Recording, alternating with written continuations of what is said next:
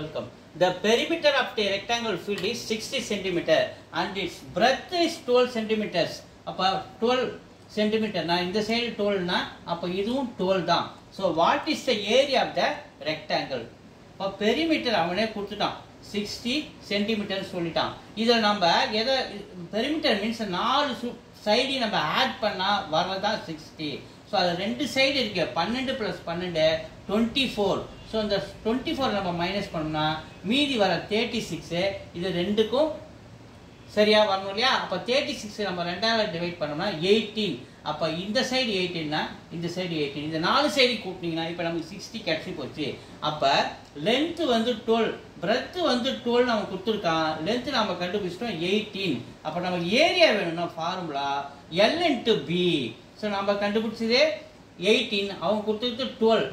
12 × 18 multiply பண்ணுங்க. அப்போ multiply பண்ணும்போது நமக்கு 216 கிடைக்குது ஏரியா. ஸோ எங்கே இருக்குப்பா? டி இருக்கு. D is answer. தேங்க்யூ.